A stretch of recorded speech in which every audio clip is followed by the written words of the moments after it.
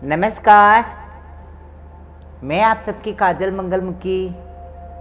क्या हाल है दोस्तों?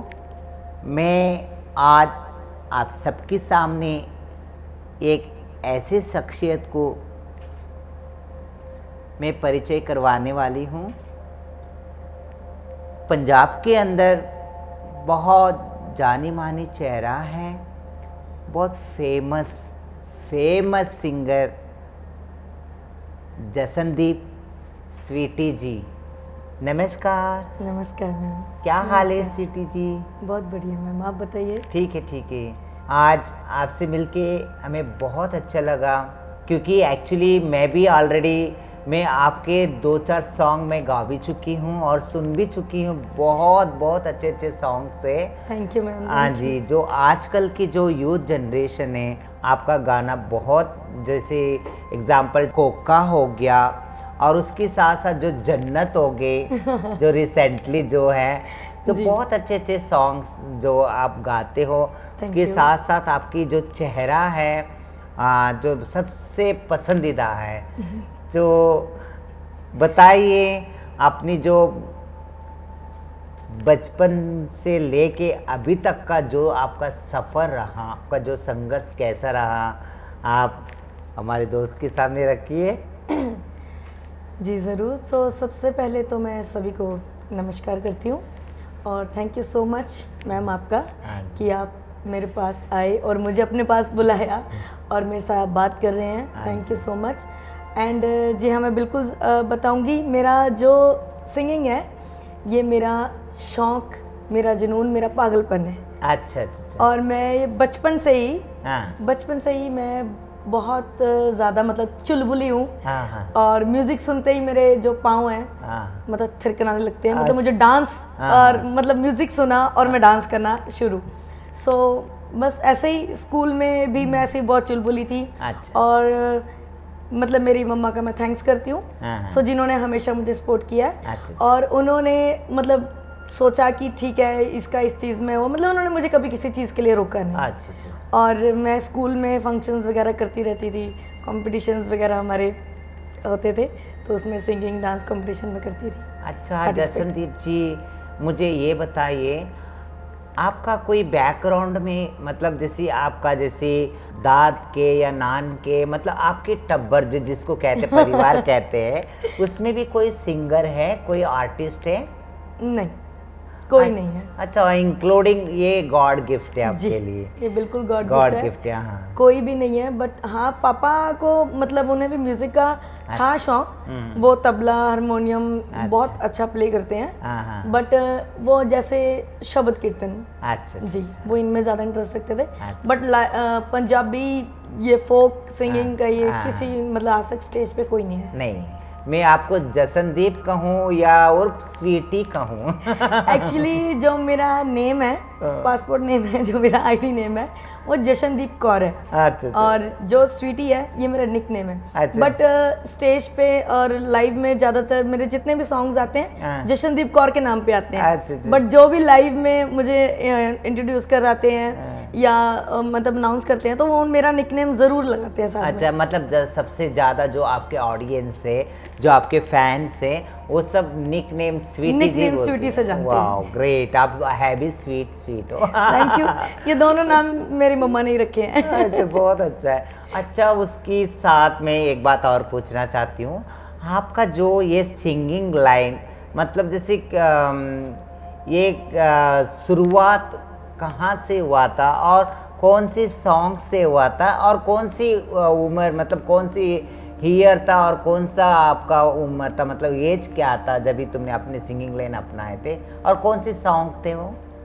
वो एक्चुअली ना हम लोग स्कूल में तो करते रहते थे फंक्शंस, क्योंकि स्कूल में आपको पता है कभी हमारे कॉम्पिटिशन्स वगैरह होते रहते थे, तो उसमें पार्टिसिपेट करते रहते थे। बट मेरे घर पे मेरा बर्थडे था, मेरा बर्थडे होता है 26 सितंबर।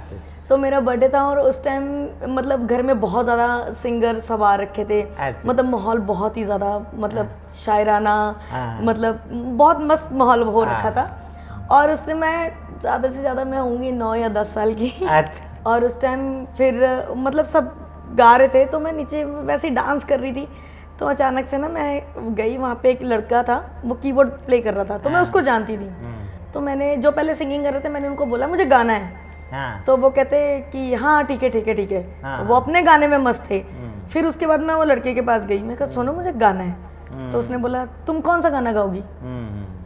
मैंने कहा मुझे कुछ भी गाना है, पर मुझे गाना गाना है। अच्छा। मैं कहा तुम मेरे साथ गाओगे?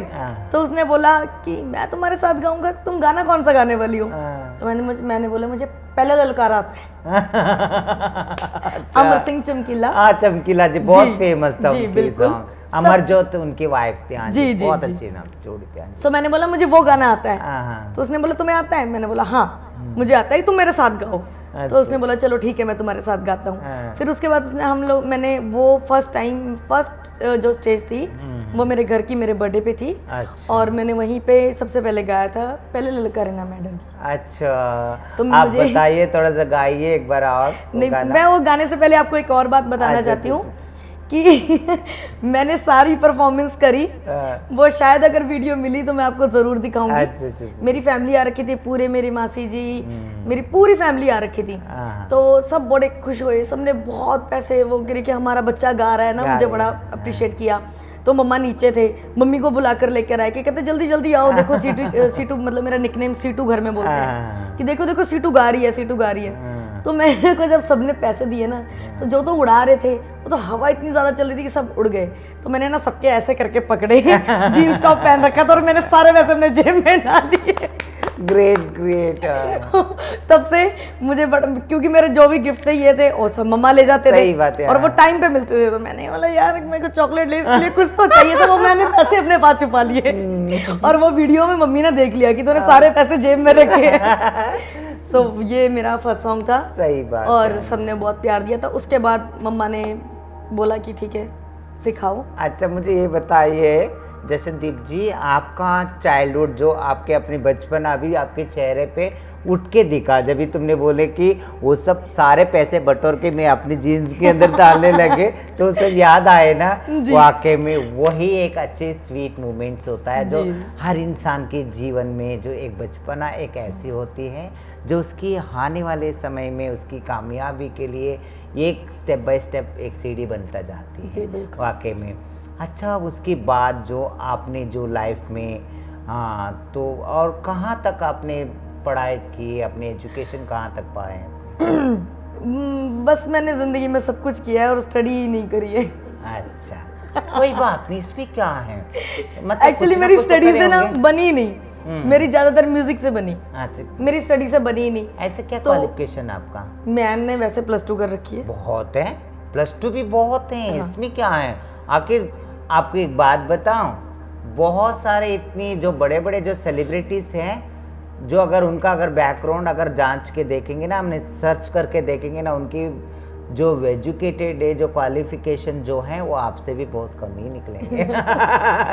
फिर भी बहुत अच्छी बात है। मगर जैसे एक पंजाब के अंदर जो सिंगिंग लाइन में एक उभरता हुआ चेहरा है दोस्तों, देखिए कितनी खूबसूरती चेहरा है, जैसे कल्चरल गर्ल है, जैसे पंजाबी गर्ल हमारा जशनदीप स्वीटी जो आई है। और भी बहुत सारे इनकी जो मन में जो अंतराल में जो जो छुपा हुआ है, जो बातें, जो इनके आने वाले समय में भविष्य में क्या बनना चाहते और यहाँ तक आने के लिए इन्होंने कितने संघर्ष किए, अभी बहुत कुछ बाकी है। अच्छा जशनदीप जी, तो उसके बाद जो आपने पहले जो सॉन्ग तुमने गाए हैं, तो उसके बाद जो तुम्हारा जो प्लेबैक जो भी जो पहला जो फर्स्ट सॉन्ग था वो कौन सा था जो ये सिंगिंग लाइन में? सबसे पहले तो वैसे हमने धार्मिक एक कैसेट करी थी, सो कि वो रिलीज़ नहीं हुई थी। अच्छा, लाभ चितामली जी वो बहुत अच्छे कलम के धनी है, उन्होंने वो सारा जो कि मैटर लिखा था। बट क्योंकि वो ड्यूट था किसी सिंगर के साथ, तो शायद कुछ मनी प्रॉब्लम या क्या आई डोंट नो, उसकी वजह से उन्होंने वो मतलब रिलीज़ नहीं किया था। अच्छा। फिर उसके बाद मैंने जो किया था, ये मेरा जो बिल्ली अख और पग पटियाला शाही, जट्टी बरूद वर्गी, जट्टी एटीट्यूड, ये सारे सॉन्ग मेरे सरपंच जी ये सब आते थे। आपका जो लाइव स्टेज प्रोग्राम कहाँ से शुरू हुआ था? मेरा लाइव, जैसे मैंने बताया कि मेरे बर्थडे की स्टेज अच्छा। वहीं से लाइव शुरू किया था। और उसके बाद वहाँ पे जो सिंगर आ रखे थे सब, तो उन्होंने बोला कि आप हमारे साथ लाइव शोज पे बच्चे को भेजो, इसमें क्या कला है इसे खुद नहीं पता, ये बहुत बड़ी सिंगर बनेगी, ये दुनिया झुका देगी। मतलब मम्मा को, और मतलब मेरी मम्मी मेरे आगे उनके लिए कुछ भी नहीं है, कुछ भी।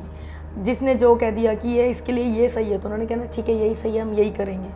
तो उन्होंने उनके पास लेके गए, मुझे सिखाया। तो ना हमारे कुराली के पास ना, वैसे कुराली जहाँ पे हम रहते हैं वहाँ पे गुसाइयों वाली मतलब बाबा जी की जगह है, वो भी बहुत मानी हुई है। वहाँ भी बहुत बड़े बड़े मेले लगते हैं। और उससे अगर हम बद्दी की तरफ जाते हैं तो वहाँ पे भैरव बाबा जी की मतलब मंदिर है, तो वहाँ पे भी बहुत अच्छे अच्छे सिंगर आते हैं, मतलब हाजिरी लगवाते हैं, और बहुत बड़ा उनका फंक्शन होता है। तो हम ना वहाँ गए फंक्शन करने के लिए मैं आपको बता रही हूँ, तो मुझे याद आ गई वो बात भी। तो हम ना वहाँ पे फंक्शन करने गए, तो उन्होंने मेरी मम्मा को बोला कि आपको ना कोई सेवा देनी पड़ेगी। तो उन्होंने बोला कि, मम्मा ने बोला क्या सेवा देनी? कहते हम आपके बच्चे को गाने का टाइम देंगे, आप हमें ट्रॉफीज़ दे दो, बनवा के दे दो। तो मम्मी ने बोला ठीक है कोई बात नहीं, हम कर देते हैं। तो मम्मी ने ना ट्रॉफीज़ बनवा दी। तो मैंने अपनी परफॉर्मेंस करी। मुझे उस टाइम पे ये बस 3 गाने आते होते थे जो मैं स्कूल में 2 गाती थी, जिंद माई बाज तेरे, और मैना वेंदी तेरे बाजरे दी राखी, और तीसरा यही चमकीला। ठीक है, तो मुझे यही 3 गाने आते थे। तो उस टाइम मेरे पास कोई लड़का नहीं था, तो मैंने सोचा कि मैं ये कैसे गाऊंगी। मैंने अपने 2 गाने गाए, अपनी परफॉर्मेंस करी। मैं बहुत प्यारा सज के गई थी। मेरी मम्मा ने इतने हैवी मुझे रिंग्स ला के दिए थे, और इतना सुंदर हैवी, अभी भी आप देख रहे हो कि मैंने बड़ा हैवी सूट पहना हुआ है, बिकॉज मुझे बहुत पसंद है, मतलब ब्राइट कलर है, हैवी ना। सो फिर उसके बाद ना मैंने वैसे ही मैं बड़ी रेडी शेडी होके गई, मैंने परफॉर्मेंस करी अपनी, और वो मतलब मेरी फर्स्ट स्टेज थी, मतलब ऑडियंस के सामने। उसके बाद मैंने वो स्टेज करी, तो ना उन्होंने मुझे ट्रॉफी दी, तो इतनी सी ट्रॉफी दी मुझे। अच्छा। इतनी सी। और जो हमने बनवा के दी थी वो इतनी बड़ी बड़ी। तो उन्होंने बोला कि जब इनाम देने की बारी आई, तो उन्होंने मेरा नाम अनाउंस किया और मुझे स्टेज पे बुलाया। तो कहते ये बेटा आपकी। तो मैंने उसको ऐसे पकड़ा। उस टाइम मैं नादान थी, बच्ची थी, मुझे कुछ नहीं था, और मैं बचपन से ही मतलब बहुत लाडली हूँ, और दिमाग बहुत जल्दी खराब हो जाता है, गुस्सा बहुत आता है मुझे। बट मुझे सिर्फ ये गुस्सा मेरी मम्मी बर्दाश्त करती है और कोई नहीं कर पाता। अच्छा, मुझे अभी समझ में आया कि लगभग आपको बचपन से अपने पेरेंट्स की इतनी सपोर्ट है। जैसे जी, मुझे सिंगिंग लाइन को लेके मुझे मेरी मम्मा की ही सपोर्ट है जी। तो उसके बाद हम गए, मैंने ना, उन्होंने मुझे ट्रॉफी दी, मैंने ट्रॉफी ऐसे देखी, मैंने ना उनको, जिन्होंने दिया था, मैंने उनको देखा और ऐसे फेंक के मारी। क्यों? अरे हमने इतनी बड़ी बड़ी ट्रॉफियां दी हैं आपको बनवा के, और आप मुझे इतनी छोटी सी ट्रॉफी दोगे? मतलब हमने ही आपको दिया है और आप हमें ही इतनी छोटी सी चीज दे रहे हो। मैंने कहा ये पकड़ो अपना, मुझे नहीं गाना, ये ले जाओ अपना ट्रॉफी। वो कहते अरे बेटा ये तो आप छोटे हो, आपके छोटे। मैं कहा ऐसे छोटे छोटे क्यों, मेरी मम्मी ने बनवा के दी है तो मुझे मेरी बड़ी वाली ट्रॉफी दो। वो मेरी पहली स्टेज थी, और वही मतलब स्टेज पे मेरा सबने एक होता ना कि रुद्र रूप देख लिया था कि ये बचपन से ही कुछ लिया है। उसके बाद टचवुड, फिर मम्मा ने घर पे लाए, उन्होंने समझाया कि बेटा बड़ी या छोटी चीज़ नहीं होती, आप खुद इतने कामयाब हो कि आपके नाम की, आपके फ़ोटो की ट्रॉफीज़ बने। सो टचवुड आज मेरी मम्मी के आशीर्वाद से मेरी नाम की, मेरी फ़ोटोज़ की ट्रॉफी है मेरे घर पे। वहाँ बिल्कुल 100% आपकी मम्मा बिल्कुल सही थे, क्योंकि इंसान की पहचान उसकी कर्म से ही बनता है, और उसका जो सम्मान जो होता है वो चाहे छोटी हो चाहे बड़े हो, उसका नाम और उसके कर्म से पहचान होता है। सही बात है। अच्छा जसनदीप जी, एक बात और पूछना था आपसे। एक तो माँ का तो आपको सपोर्ट है ये, तो आपका भी कोई गुरु है? हाँ जी, हाँ जी, बिल्कुल मेरा गुरु है। तो सबसे पहले तो जो मेरा गुरु है वो तो मेरी मदर ही है, जो सबके गुरु होते हैं, सबके माँ बाप। माँ अब हर बच्चे का गुरु होती है, लेकिन जो मेरे गुरु हैं जिन्होंने मुझे म्यूज़िक की समझ दी, जिन्होंने मुझे बताया कि कहाँ आपको कौन सा टच लगाना है, कहाँ से सा शुरू होता है, और कहाँ मध्यम शुरू होता है, और कहाँ पंचम जाता है, कहाँ ग्राम आता है, वो है जी निर्मल सिंह पड़किला, जिनका निकनेम है तुरिया। उन्हें तुरिया बाबा कहते हैं। तुरिया बाबा जी, जो कि अभी आप देख रहे होंगे कन्वर गरेवाल जी के साथ तुम्बा बजाते हैं। जी, वो मेरे गुरुजी हैं, और वो मेरी मम्मी के धर्म के भाई भी बने हुए हैं। मैं उन्हें मामा जी भी बोलती हूँ। वो कहाँ रहते हैं अभी? वो एक्चुअली उनका जो गांव है वो है पटियाला की तरफ। अच्छा। लेकिन बट वो अभी बहुत ज़्यादा बीमार है, उन्हें एक्चुअली पैरालाइज आप मिले थे उनसे? जी मैं मतलब मैंने बहुत कोशिश करी है उनसे मिलने की। अच्छा, जिनके पास है वो मिलने नहीं दे रहे हैं। अच्छा, और ना उन मतलब वो बात कर नहीं पाते हैं। आप इच्छा रखते हो मिलने का? जी मैं इच्छा ज़रूर रखती हूँ। अगर मुझे जैसे ही पता चले कि वो कहाँ है तो मैं उन्हें अपने पास ले आऊँ। कोई बात नहीं, जरूर जल्दी से जल्दी आप अपने गुरु से आप सब दुआ करिए हो जाए, हम दुआ कि करेंगे मेरे गुरुजी ठीक ही और ठीक हो जाए। राजी रखिए। अगर कोई एक सिंगिंग लाइन में हो या कोई आर्टिस्ट जो कलाविद जो होता है उसकी लाइफ में कुछ अच्छे भी ऑडियंस होते हैं, ये कुछ नेगेटिव फीलिंग्स भी ऑडियंस होते हैं। आपको ऐसा कोई इंसिडेंट मतलब ऐसा कोई जो सिंगिंग टाइम पे अपना स्टेज प्रोग्राम टाइम पे कोई ऐसे आपको परेशान किया है, कोई ऐसे भद्दे कमेंट्स दिया है, कोई मतलब कुछ लोग क्योंकि सब एक ही जैसी फीलिंग्स तो होते नहीं है ना, तो ऐसे भी कोई तुमने फेस किया है? बिल्कुल जी, एक नहीं मैंने बहुत फेस किया है। कभी तो ऐसा प्यार मिलता है कि मतलब उनके लिए हम लफ्ज़ ही नहीं होते हैं, सही बात, कि हम जाहिर कर सकें, इतना प्यार मिलता है। और कभी कभी तो ऐसा होता है कि जैसे होता है ना पंजाब की जो सोच ऐसी है, गाने वाली आई है, पंजाबी में बोल रही हूँ, गाने वाली आई है ना साढ़े घरे नहीं आना इन्होंने। और अगर हम उनके घर पे चले जाते हैं ना तो वो अपने घर के जो उनके हस्बैंड होते हैं या उनके बच्चे होते हैं, मतलब उनके बेटे, उनको हमसे ना ऐसे छुपाते हैं कि पता नहीं यार मतलब ऐसा क्या हो जाएगा कि हमसे छुपाएंगे। और अगर वो स्टेज पे आ गए या उन्होंने, अब पंजाब का ये सबको मतलब शौक है कि सिंगर गा रहा है तो उन्होंने ऐसे पैसे उड़ाने होते हैं, तो अगर वो ऐसे कर रहे हैं और उसके बाद से हम देखते होते हैं मैरिज के फंक्शनों में यूं आंखें रहती हैं, मतलब बोलना कुछ नहीं है, अंका विची गाल करना और बिना मतलब अगर वो मैरिड है बंदा, मानो कि वो लड़का मैरिड है और उसके हार के एक बेबी है, तो उसकी वाइफ थोड़ी थोड़ी देर बाद आके उसको अपना बच्चा देगी। मतलब ये बताने के लिए, ये पिता है एक बच्चे का, ये बताने के लिए कि भाई इसको देखना मत, ये ऑलरेडी मैरिड है।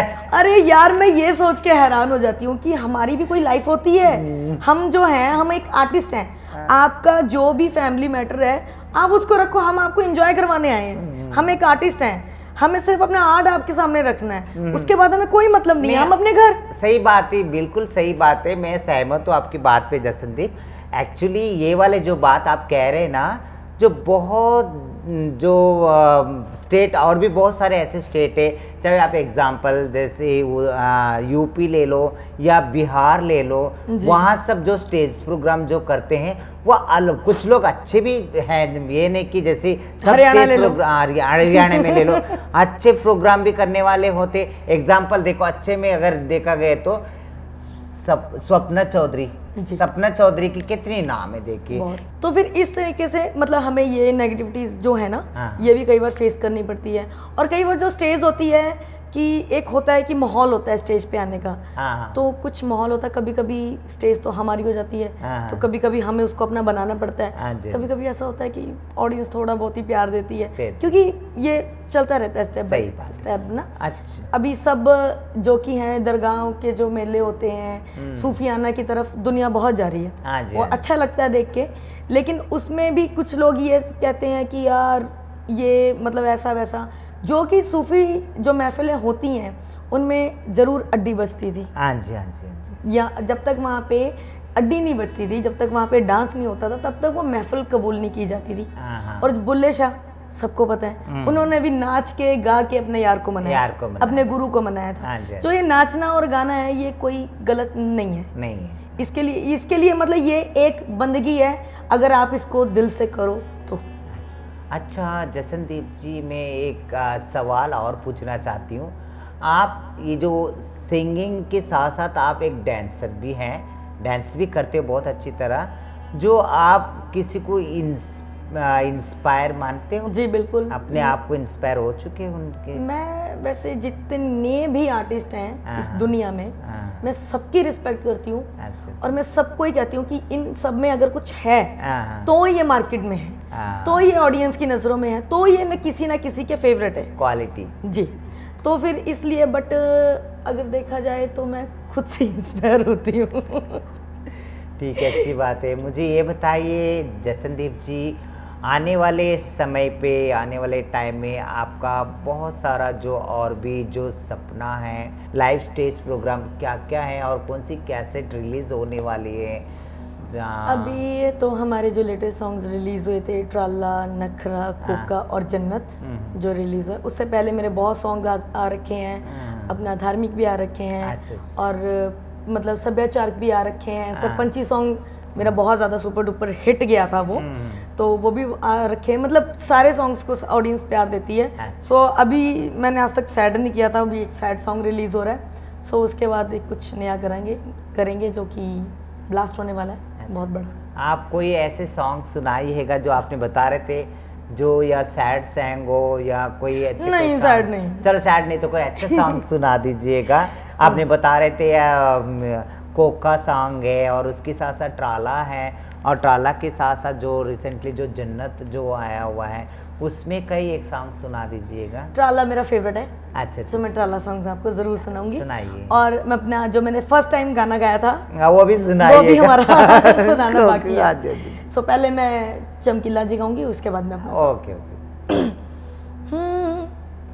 हो पहले ललकार नाल मैं डर गई, दूजे ललकार भी अंदर वड़ गई, तीजे ललकार नाल ना मेरा लैके सदयान के दरां दे विच वजया, नी पट्टू फिरदा हो फिरदा शराब नाल रजया, नी पट्टू फिरदा।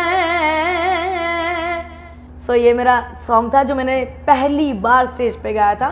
ऐसा और लगता है कि वॉइस जैसे दिल को जाके टर्न बोल के लगती है, जैसे वॉइस की क्वालिटी इज ग्रेट, वॉइस गला खराब है मेरा, फिर भी अच्छी है। Thank you. हाँ जी, हाँ जी। और उसके बाद जो मेरा ट्राला सॉन्ग जो मेरा बहुत फेवरेट है। हाँ जी, हाँ जी। और ये जो मेरी मम्मी का भी आजकल फेवरेट जो है। ऑडियंस सबसे ज्यादा जो पसंदीदा जो है वो सॉन्ग सुनाइएगा। वो मेरा ट्राला सॉन्ग है। हो मेरे पेकिਆਂ ਨੂੰ ਗਾਲਾਂ ਦਿੰਦੀ ਰਹਿੰਦੀ ਆ, ਮੇਰੇ ਵੀਰਿਆਂ ਨੂੰ ਮੰਦਾ ਚੰਗਾ ਕਹਿੰਦੀ ਆ, ਤੈਨੂੰ ਰਹਿੰਦੀ ਆ ਫਿਕਰ ਵੇ ਕਮਾਈਆਂ ਦੀ, ਮੈਨੂੰ ਆਪਣੀ ਫਿਕਰ ਕਰ ਰਹਿੰਦੀ ਆ, ਤੈਨੂੰ ਦੱਸਾਂ ਕਿਵੇਂ ਤੇਰੇ ਪਿੱਛੇ ਕਿਹੋ ਜੇ ਤਸੀਹੇ ਤੇਰੀ ਜਾਨ ਚੱਲਦੀ, ਤੇਰੇ ਚੱਲਦੇ ਟਰਾਲੇ ਤੇਰੀ ਮਾਂ ਦੀ ਤਾਂ ਜੱਟਾਂ ਵੇ ਜਵਾਨ ਚੱਲਦੀ, हो तेरे चल दे ट्राले तेरी माँ दी ता जटा में जवान चल दी। वाह वाह वाह, क्या बात है। ये सास और बहू की जो नोकझोंक होती है, वो अपने हस्बैंड को बता रही है कि तुम ट्राला चलाते रहते हो और वो तुम्हारी मम्मी है जो ना घर पे जबान चलाती रहती है। ग्रेट, बहुत अच्छा लगा। और आपका वॉइस इतनी बहुत स्ट्रॉन्ग भी है। Thank you. और उसके साथ साथ एक धम है उसके अंदर। आप अपनी ऑडियंस के लिए, अपने फैंस के लिए आप कोई संदेश देना चाहते हैं? जी बिल्कुल। वैसे आज के टाइम में जो हमारा यूथ है वो सब पढ़ा लिखा है और सब समझदार है, इन्हें हमें मैसेज वैसे देना बनता नहीं है क्योंकि आज के टाइम में सब समझदार हैं। लेकिन फिर भी जो कि कुछ मैं खासकर जो कि पंजाब के लिए बोलना चाहूँगी, आप सब पंजाब की जो न्यूज़ हैं वो पढ़ते ही होंगे। सो मेरी हाथ जोड़ के आप सबसे विनती है कि जितने भी आप ये नशे जो भी हैं इन सब चीज़ों को छोड़ दीजिए, क्योंकि लाइफ एक ही बार मिलती है, जीवन एक बार मिलता है। ये जो मनुष्य जीवन है ये सिर्फ एक बार मिलता है, ये बार बार नहीं मिलता। सो आप जो करते हैं उसमें आपको नहीं पता लग रहा है कि आप क्या कर रहे हैं, क्योंकि आप अपने माँ बाप को तिल तिल करके मार रहे हैं। ये सब ना करें, मैं आप सबके आगे हाथ जोड़ती हूँ। और सबसे जो ज़रूरी चीज़ होती है कि दूसरों के माँ बाप के सामने उनकी इज़्ज़त करना, उससे पहले अपने माँ बाप की इज़्ज़त करिए। और स्टडी मेन है, स्टडी कभी मत छोड़ना, क्योंकि मैंने स्टडी करी नहीं है, सो मुझे फील होता है कि स्टडी की वैल्यू क्या है। सो सबसे ज़्यादा ये है कि आप अपने पैरों पे खुद खड़े होइए और सारी दुनिया को दिखाइए कि आप क्या हैं। देखिए, ये है जो असली कलाविद जिसको कहते हैं, वो सिर्फ अपने लिए नहीं जीते कलाविद अपनों के लिए जीते, जो अपनी ऑडियंस के लिए, अपनी फैंस के लिए जीते। देखिए कितनी अच्छे संदेश था हमारा जसनदीप स्वीटी जी के। सही बात है, मैं भी आप सबके काजल मंगलमुखी हाथ जोड़ के विनती करती हूँ, और स्पेशली हमारे पंजाब के नौजवानों को यही रिक्वेस्ट करती है काजल मंगलमुखी, अगर कोई नशे की दलदल में आप फंस चुके हो, उसमें से बाहर निकलो, बाहर निकल के जितनी वक्त तुम्हारा बचा हुआ है जीवन का, उस जीवन अपनी माँ बाप के साथ बिताओ, अपने परिवार के साथ बिताओ, जितना हो सके उतना कोशिश करो। कोई भी ऐसे दुनिया में कोई बहुत बड़े जो काम नहीं है जो नहीं कर पाएंगे, असंभव है, बिल्कुल संभव है, मतलब पॉसिबल, एवरीथिंग, नथिंग इम्पॉसिबल। आप ज़रूर आगे बढ़ोगे और कोशिश कीजिएगा, और हम दुआ करेंगे, पूरे हमारा मंगलमुखी मंडल की तरफ से दुआ करेंगे, ये नशा नाम की महाराक्षस जड़ से मिट के जहाँ दुनिया नहीं बसती वहाँ जाके बसे, यही दुआ करेगी काजल मंगलमुखी।